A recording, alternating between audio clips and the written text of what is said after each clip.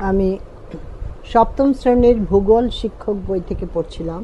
পঞ্চম অধ্যায় নদী পড়ছিলাম।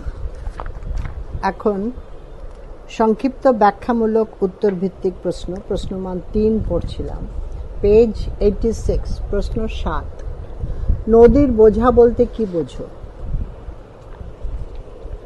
নদীর জলে বয়ে নিয়ে যাওয়া সকল পদার্থকে একসঙ্গে নদীর বোঝা বা লোড LOAD বলে।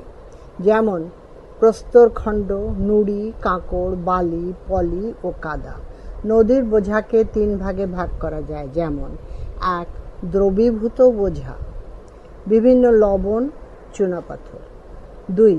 ভাসমান বোঝা, সূক্ষ্ম বালি, পলি, কাদা।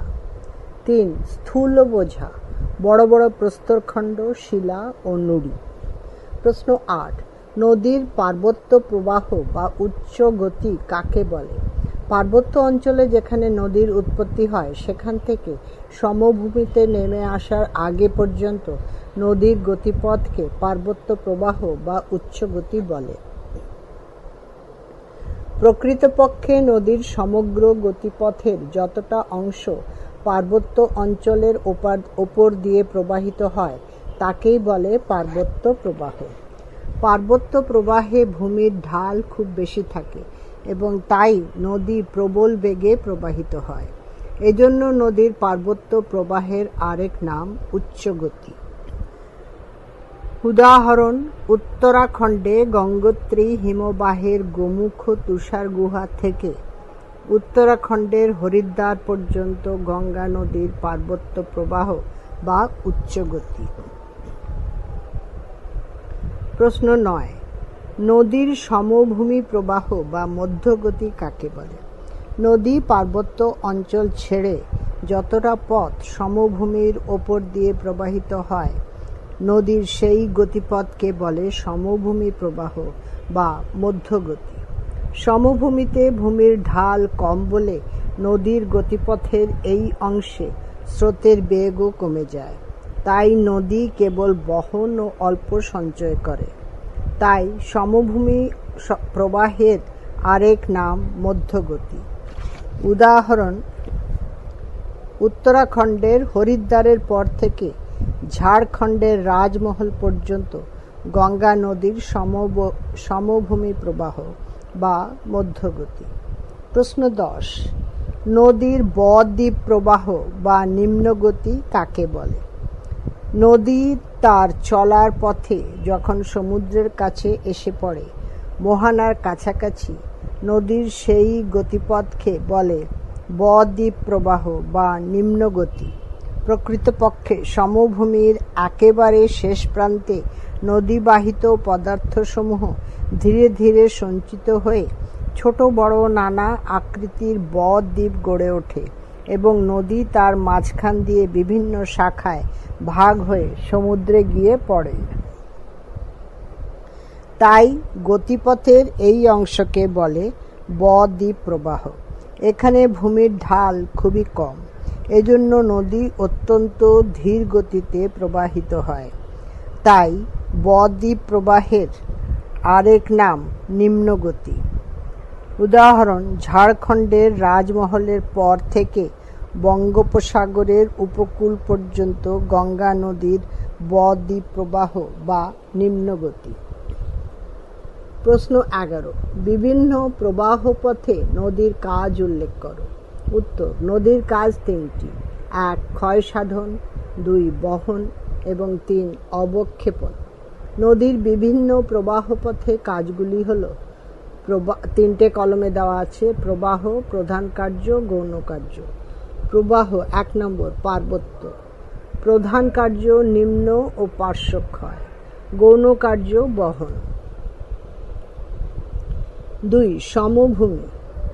প্রধান কার্য বহন, গৌণ কার্য বহন কার্য ও স্বল্প সঞ্চয়। 3. ব-দ্বীপ। প্রধান কার্য হচ্ছে সঞ্চয়, গৌণ কার্য হচ্ছে বহন। প্রশ্ন 12। নদীর নিম্নগতির বৈশিষ্ট্য লেখো। উত্তর: 1.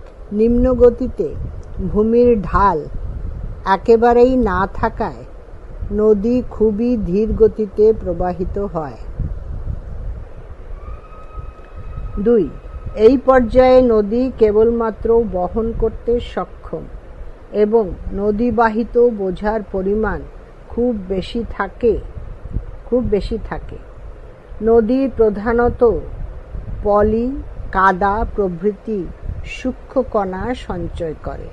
3. নদীর মোহনায় ব-দ্বীপ গড়ে ওঠে। নিম্ন গতিতে নদী জলসেচ ও নৌ পরিবহনের পক্ষে সহায়ক হয়। এবারে চিত্র দিয়েছে উৎস থেকে মোহনা পর্যন্ত নদী উপত্যকার আকৃতি। পাহাড় দেখিয়েছে, পর্বত, প্রধানত ক্ষয়কাজ ও বহন। ওখান থেকে 3টে কলম করে চিত্রটা করেছে। পার্বত্য প্রবাহ বা উচ্চগতি ওপর থেকে আসছে, গিরিখাত, খরস্রোত, জলপ্রপাত প্রভৃতি। প্রধানত ক্ষয়কাজ ও বহন নদী আসছে। তারপরে সমভূমি প্রবাহ বা মধ্যগতি নদী, বাঁক, প্লাবনভূমি, অশ্বক্ষুরাকৃতি হ্রদ প্রধানত কাজ হচ্ছে বহন ও সঞ্চয়। এরপরে ব-দ্বীপ প্রবাহ বা নিম্নগতি, ব-দ্বীপ, খাড়ি প্রভৃতি প্রধানত অবক্ষেপণ। পর্বতের নিচে দিয়েছে প্রধানত নিম্নক্ষয়। তারপরে নদী গর্ভে প্রধানত পার্শ্বক্ষয় সমভূমিতে দিয়েছে। তারপরে অবক্ষেপণ ব-দ্বীপে দিয়েছে পলি সঞ্চয়। গভীর গিরিখাত, তার তলায় লিখেছে পাহাড়ের তলায়, গভীর গিরিখাত বা ভি আকৃতির সংকীর্ণ নদী উপত্যকা। তারপরে সমভূমিতে দিয়েছে অল্প ঢাল বিশিষ্ট উন্মুক্ত নদী উপত্যকা। এরপরে ব-দ্বীপে দিয়েছে খুব অল্প ঢাল বিশিষ্ট বেশি চওড়া নদী উপত্যকা। চিত্র, এটা উৎস থেকে মোহনা পর্যন্ত নদী উপত্যকার আকৃতি। প্রশ্ন 13, গঙ্গা নদীর 3টি প্রবাহ পথের উদাহরণ দাও। 1. উত্তরাখণ্ডের কুমায়ুন হিমালয়ের গঙ্গোত্রী হিমবাহের গোমুখ তুষার গুহা থেকে উত্তরাখণ্ডেরই হরিদ্বার পর্যন্ত গঙ্গার পার্বত্য প্রবাহ বা উচ্চগতি। 2. উত্তরাখণ্ডের হরিদ্বারের পর থেকে ঝাড়খণ্ডের রাজমহল পর্যন্ত গঙ্গার সমভূমি প্রবাহ বা মধ্যগতি। 3. ঝাড়খণ্ডের রাজমহলের পর থেকে বঙ্গোপসাগরের উপকূল পর্যন্ত গঙ্গার ব-দ্বীপ বা নিম্নগতি। ছবি দিয়েছে গোমুখ তুষার গুহা। Next page 87।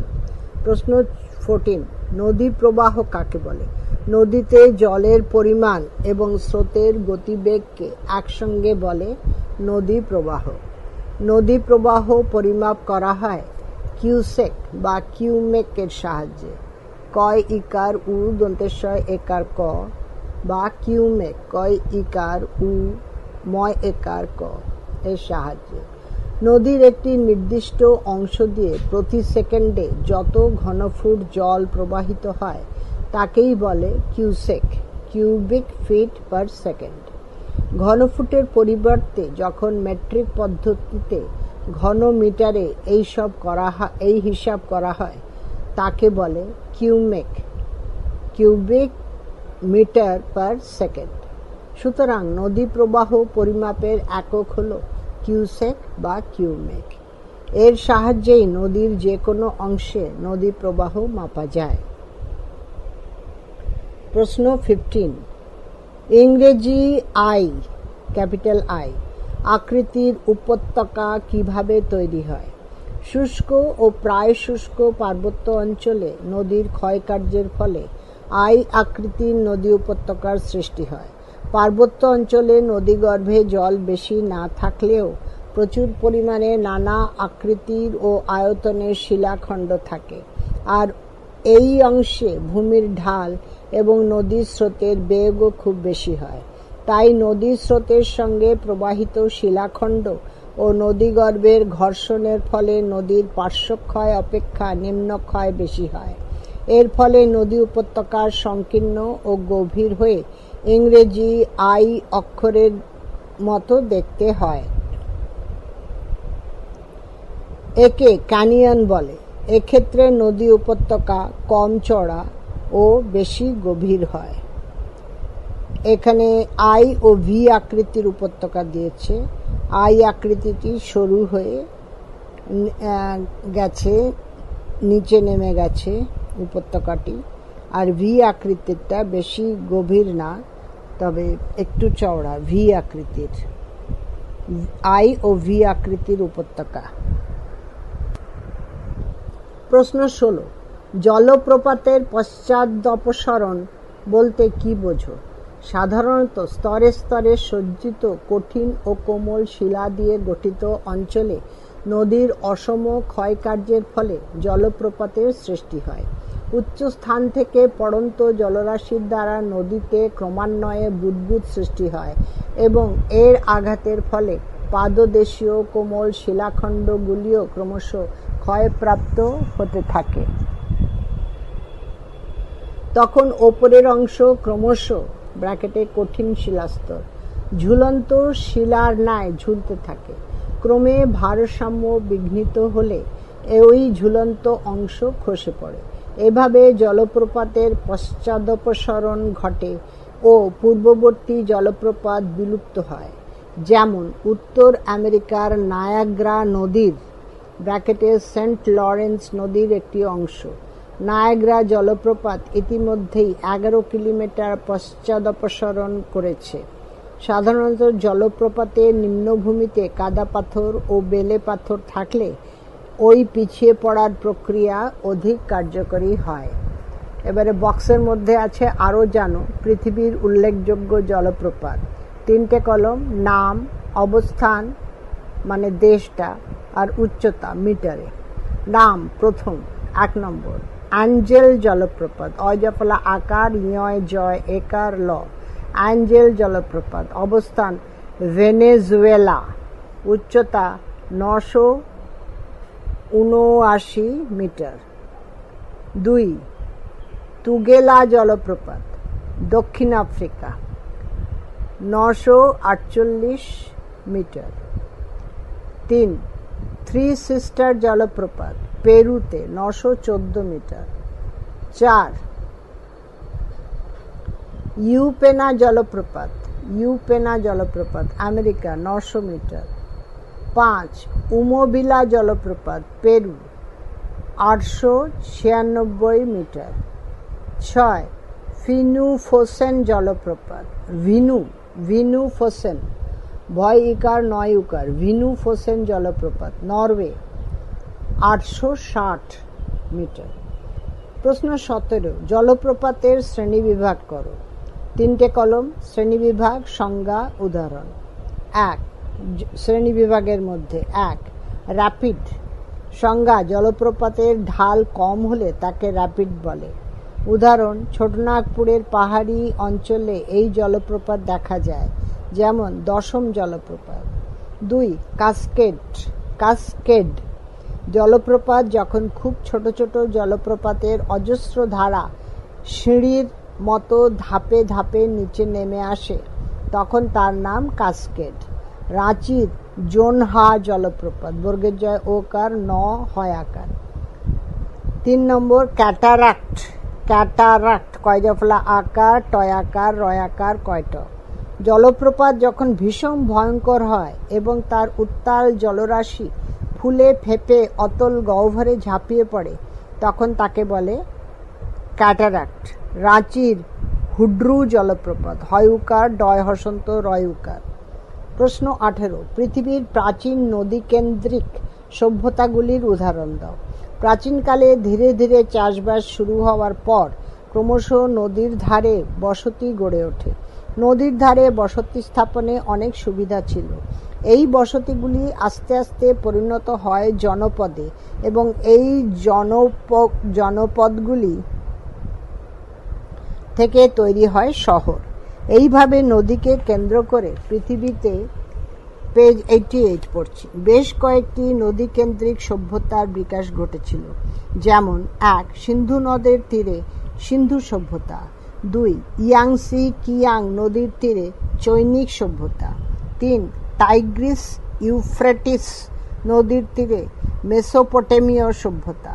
4 নীল নদের তীরে মিশরীয় সভ্যতা ইত্যাদি। এখানে চিত্র দিয়েছে পৃথিবীর সুপ্রাচীন নদীকেন্দ্রিক সভ্যতা। মেসোপটেমীয় সভ্যতা, এটা ইউফ্রেটিস টাইগ্রিস নদীর ধারে। তারপরে মিশরীয় সভ্যতা নীল নদের ধারে। সিন্ধু সভ্যতা সিন্ধু নদের ধারে আর গঙ্গা নদীর ধারে। তারপরে হুয়াংহো চৈনিক চীনে, এটা চৈনিক সভ্যতা ইয়াংসি কিয়াং নদীর ধারে। এরপর প্রশ্ন 19, ষষ্ঠ খাতের সূত্রটি লেখো। নদীর ক্ষয়, বহন, সঞ্চয় প্রক্রিয়া পারস্পরিকভাবে সম্পর্কযুক্ত। নদীতে উপস্থিত জলস্রোতের বেগই এগুলিকে নিয়ন্ত্রণ করে। জলের গতিবেগ বাড়লে নদীর শক্তি বাড়ে, আর জলের বেগ কমলে নদীর শক্তিও কমে। নদীর গতিবেগ 2 গুণ হলে তার বহন ক্ষমতা 6 গুণ বাড়ে। 2 to the power 6 equal to 64 ব্র্যাকেটে রয়েছে। গতিবেগের সঙ্গে বহন ক্ষমতার এই আনুপাতিক বৃদ্ধির সম্পর্ককে বলে ষষ্ঠ ঘাতের সূত্র, ব্র্যাকেটে 6th পাওয়ার ল। নদীর বহন ক্ষমতা নির্ভর করে 1 নদীর গতিবেগ, 2 নদীর জলের পরিমাণ, 3 পদার্থের পরিমাণের ওপর। প্রশ্ন 20, বদ্বীপ গঠনের অনুকূল পরিবেশ আলোচনা করো। নদীর মোহনায় বদ্বীপ গঠনের জন্য প্রয়োজনীয় অনুকূল পরিবেশগুলি হল: 1 মোহনায় নদীর অবক্ষেপণের হার সমুদ্র স্রোতের অপসারণের হারের তুলনায় বেশি হওয়া প্রয়োজন। 2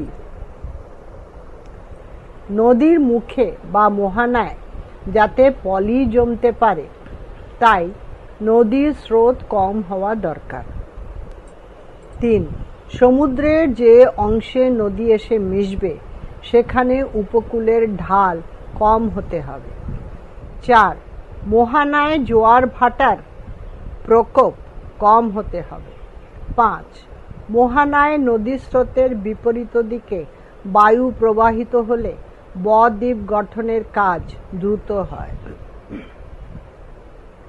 6 নদীবাহিত পলির পরিমাণ বেশি হতে হবে। 7 উপনদীর সংখ্যা বেশি হলে বস্তুভার বেশি হয়, যা বদ্বীপ সৃষ্টির সহায়ক। 21 নদীর বহন ক্ষমতার নির্ধারক সমূহ কি কি? নদীর বহন ক্ষমতা 3টি বিষয়ের উপর নির্ভর করে। 1 নদীতে জলের পরিমাণ বেড়ে গেলে নদীর বহনের ক্ষমতা বৃদ্ধি পায়। 2 নদীর গতিবেগ বৃদ্ধি পেলে বহনের ক্ষমতা সবচেয়ে বেশি বাড়ে। নদীর গতিবেগ আবার নির্ভর করে ভূমির ঢালের ওপর। ঢাল যদি বেশি হয় নদীর গতিবেগও বেড়ে যায়, ফলে নদীর বহন করার ক্ষমতাও বৃদ্ধি পায়। 3 নদীর জলের সঙ্গে বাহিত পাথরের আকৃতি ছোট হলে নদী যতটা বহন করতে পারে, বড় হলে ততটা সম্ভব নয়। 4 দ্রবণ প্রক্রিয়ায় ক্ষয়ের মাত্রা বাড়লে বহন বাড়বে। প্রশ্ন 22 গিরিখাত ও ক্যানিয়নের পার্থক্য লেখো। 3টে কলম। বিষয়, গিরিখাত, ক্যানিয়ন। বিষয়ের নিচে আছে 1 সৃষ্টি বা উৎপত্তি ও অঞ্চল। গিরিখাতের তলায় আছে গিরিখাত সৃষ্টি হয় নদীর উচ্চ গতিতে বৃষ্টিবহুল পার্বত্য অঞ্চলে। ক্যানিয়ন সৃষ্টি হয় বৃষ্টিহীন শুষ্ক বা মরুপ্রায় উচ্চভূমি অঞ্চলে। 2 নম্বর আকৃতি। গিরিখাত খুব গভীর ও সংকীর্ণ হয়ে ইংরেজি অক্ষর ভি আকৃতির হয়। ক্যানিয়নের নিচে আছে ক্যানিয়ন অত্যন্ত সুগভীর এবং খুব বেশি সংকীর্ণ হয় বলে ইংরেজি অক্ষর আই আকৃতির হয়, ক্যাপিটাল আই। এরপরে পেজ 89, ওটাই কন্টিনিউ করছে। 3 নম্বর ক্ষয় কাজ। গিরিখাতে নদীতে পার্শ্বক্ষয় অপেক্ষা নিম্নক্ষয় বেশি হয়। ক্যানিয়নে বৃষ্টিপাতের অভাবে পার্শ্বক্ষয় প্রায় হয়ই না, নিম্নক্ষয় সর্বাধিক হয়। 4 উদাহরণ। নেপালের কালী নদীর গিরিখাত। আর ক্যানিয়নে কলোরাডো নদীর গ্র্যান্ড ক্যানিয়ন। প্রশ্ন 23, ক্যাভিটেশন কাকে বলে? পার্বত্য অঞ্চলে প্রবল জলস্রোতে ব্র্যাকেটে 300 মিটার পার সেকেন্ড জলস্রোতের ফলে বুদবুদ সৃষ্টি হয়। ওই বুদবুদের মধ্যে বাতাসের প্রবল চাপ থাকে। দেখা গেছে 1 সেন্টিমিটার ব্যাস বিশিষ্ট বুদবুদের মধ্যে বাতাসের চাপ থাকে 18 কিলোগ্রাম হাতুড়ির আঘাতের সমান। বুদবুদ ফাটলে বাতাসের প্রবল চাপে শিলাগাত্রে ছোট ছোট গর্তের সৃষ্টি হয়।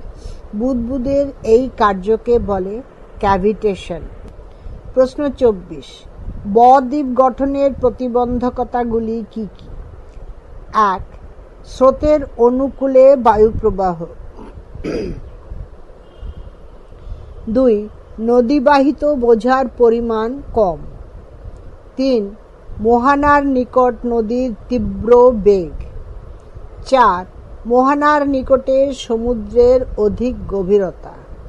5 মোহনার নিকটে অধিক জোয়ার ভাটার প্রকোপ। 6 নদী মোহনায় তীব্র সমুদ্র স্রোত। 7 নিম্ন গতিতে নদীর পুনর্যৌবন লাভ। 8 ভূমির অধিক ঢাল। 9 মানুষের কার্যকলাপ। 10 শিলার অধিক কাঠিন্য মাত্রা ইত্যাদি ব-দ্বীপ গঠনের পরিপন্থী। প্রশ্ন 25, পলল শঙ্কু ও পলল ব্যজনীর পার্থক্য লেখো। উত্তর 3টে কলম। বিষয় পলল শঙ্কু, পলল ব্যজনী। প-ল-ল তালিবর্ষ ঙয় কয় উকার পলল শঙ্কু। পলল ব্যজনী পলল বয়জফলা বর্গের জ নয় দীর্ঘ ইকার। বিষয়ের নিচে 1 নম্বর সংজ্ঞা। পার্বত্য অঞ্চল ছেড়ে নদী সমভূমিতে প্রবেশ করা মাত্র গতিপথের ঢাল হঠাৎ কমে গেলে নদীবাহিত বোঝা পর্বতের পাদদেশে সঞ্চিত হয়ে যে শঙ্কু আকৃতির ভূমিরূপ তৈরি করে তাকে পলল শঙ্কু বলে। পলল ব্যজনীর নিচে আছে পলল শঙ্কুর ওপর নদী প্রবাহিত হলে পলল শঙ্কু অর্ধ গোলাকার আকৃতিতে ভাগ হয়ে পড়ে। হাত পাখার সদৃশ্য এই ভূমিরূপকে পলল ব্যজনী বলে।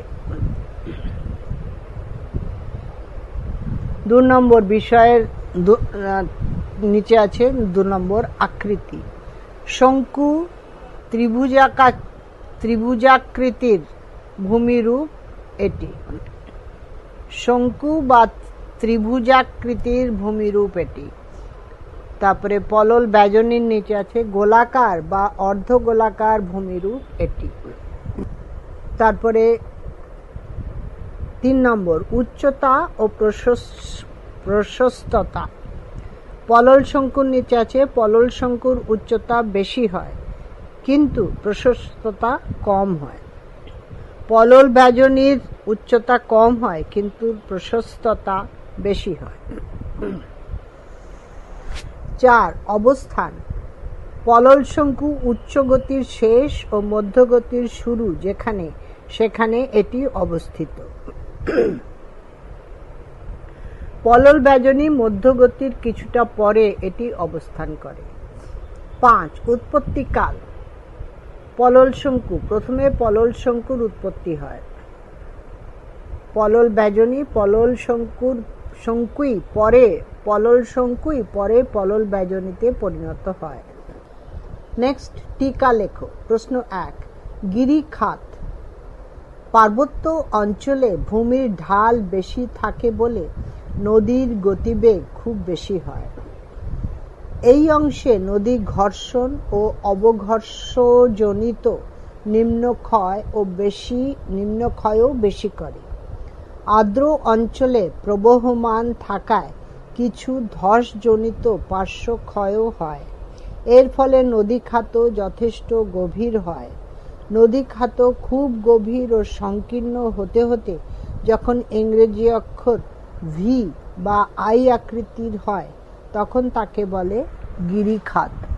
পৃথিবীর গভীরতম গিরিখাত হল দক্ষিণ পেরুর কলকা আকার নদীর গিরিখাত। এটা হচ্ছে 4160 মিটার। ছবি দিয়েছে গিরিখাতের। Next page 90। তুষার গঙ্গা জলে উৎপন্ন কোনো নদী যখন বৃষ্টিহীন শুষ্ক অঞ্চলের উপর দিয়ে প্রবাহিত হয় এবং গতিপথে যদি কোমল শিলাস্তর থাকে তাহলে নদী নিচের দিকে খুব বেশি ক্ষয় করে। এর ফলে ইংরেজি অক্ষর আই আকৃতির ন্যায় অত্যন্ত গভীর ও সংকীর্ণ যে গিরিখাতের সৃষ্টি হয় তাকে বলে ক্যানিয়ন। উদাহরণ, কলোরাডো নদীর গ্র্যান্ড ক্যানিয়ন, গভীরতা 1800 মিটার। পৃথিবী বিখ্যাত। কলোরাডো নদীর গ্র্যান্ড ক্যানিয়ন পৃথিবী বিখ্যাত। আবার নেক্সট প্রশ্ন, টিকা লেখর। জলপ্রপাত। ধারণা, নদী প্রবাহ পথে জলতলের পার্থক্যকে জলপ্রপাত বলে। সৃষ্টি, নদী পার্বত্য গতিপথে কঠিন এবং কোমল শিলাস্তর ওপর নিচে আড়াআড়িভাবে বা অনুভূমিকভাবে থাকলে প্রবল স্রোতে ওপরের কঠিন শিলাস্তর ধীরে ধীরে ক্ষয়প্রাপ্ত হয়, কিন্তু নিচের কোমল শিলাস্তর অতি দ্রুত ক্ষয় হয়ে ভিতরের দিকে ঢুকে আসে। এর ফলে নদীর স্রোত হঠাৎ খাড়া ঢাল সৃষ্টি করে প্রবল বেগে নিচে পড়ে। এইভাবে সৃষ্ট সমগ্র ভূমিরূপকে খাড়া ঢাল ও পড়ন্ত জলরাশি জলপ্রপাত বলে। উদাহরণ, কর্ণাটক রাজ্যের শরাবতী নদীর গেরসোপ্পা বা যোগ জলপ্রপাত। ছবি দিয়েছে। ওপরে কঠিন শিলার ওপর দিয়ে নদীটা আসছে, কঠিন শিলার নিচে কোমল শিলা, ও কোমল শিলাতেই জলটা পড়ছে জোরে, সেটা জলপ্রপাত হচ্ছে। প্রশ্ন 3। মন্থকূপ বা পটহোল। মন্থকূপ কথাটি বাংলা শব্দ মন্থন থেকে এসেছে, যার অর্থ ঘোল টানা। ঘোল টানার সময় হাঁড়ির মধ্যে ঘোলের ঘূর্ণন সৃষ্টি হয়। তেমনি কোনো কারণে নদীর বক্ষে গর্তের সৃষ্টি হলে সেখানে নদীর জলস্রোত প্রবেশ করে প্রবল ঘূর্ণনের সৃষ্টি করে। ওই ঘূর্ণনের সঙ্গে নদীবাহিত নুড়ি পাথরও গর্তের মধ্যে আবর্তিত হতে থাকে। নুড়ি কাঁকড়ের ঘর্ষণে এই গর্তটি ক্রমে হাঁড়ির মতো আকার ধারণ করে। একে বলে মন্থকূপ। অনেকগুলো মন্থকূপ এখানে দিয়েছে, মানে একটা নদী দিয়েই নদী উপত্যকা, তারপরে মন্থকূপ। উদাহরণ, সুবর্ণরেখা নদীর বক্ষে এরকম মন্থকূপ লক্ষ্য করা যায়। 4. পলল ব্যজনী ও পলল শঙ্কু। এটা এক্ষুনি পড়লাম, তবে টিকাতে পড়ছি। পার্বত্য অঞ্চল ছেড়ে নদী যখন সমভূমিতে এসে পড়ে, ভূমির ঢাল তখন হঠাৎ কমে যায় বলে নদীর স্রোত ও বহন ক্ষমতা দুটি হ্রাস পায়। এর ফলে সমভূমিতে পড়ার মুখে নদী উপত্যকায় পলি, বালি, কাঁকর প্রভৃতি জমে তিনকোনা পলল ভূমি বা পলল শঙ্কু অ্যালুভিয়াল কোন ALLUVIALCONE সৃষ্টি হয়। পলল শঙ্কুর উপর দিয়ে নদী বিভিন্ন খাতে প্রবাহিত হলে পলল শঙ্কু অর্ধগোলাকার আকৃতিতে ভাগ হয়ে পড়ে। প্রায় গোলাকার এই ভূমিরূপকে পলল ব্যজনী বলে। পলল ব্যজনীর উচ্চতা পলল শঙ্কু অপেক্ষা বেশি, কিন্তু পলির পরিমাণ কম, সেখানে পলল ব্যজনী সৃষ্টি হয়। প্রশ্ন 5, আঁকা বাঁকা নদীপথ বা মিয়েন্ডার। সমভূমি প্রবাহ বা মধ্যগতিতে ভূমির ঢাল কমে যায় বলে নদী ধীর গতিতে প্রবাহিত হয়। এর ফলে নদীর গতিপথও বৈশিষ্ট্যপূর্ণ হয়ে ওঠে। যেমন গতিবেগ খুব কম থাকে বলে সামান্য একটু বাধা পেলেই নদী এঁকে বেঁকে প্রবাহিত হয়। একেই বলে আঁকা বাঁকা নদীপথ ব্র্যাকেটে মেন্ডারিং কোর্স MEANDERING মেন্ডারিং কোর্স। তুরস্কের অত্যন্ত আঁকাবাঁকা গতিপথ বিশিষ্ট মেন্ডার্স নদীর নাম অনুসারেই অন্য যে কোনো নদীর আঁকাবাঁকা গতিপথকে মিয়েন্ডার বলা হয়। উদাহরণ, বারাণসীর কাছে গঙ্গা নদীতে এই রকম আঁকাবাঁকা গতিপথ দেখা যায়। পেজ 90 এখানেই শেষ হলো। আমি এই ফাইলটি এখানেই শেষ করছি। পরের অংশ পরের ফাইলে।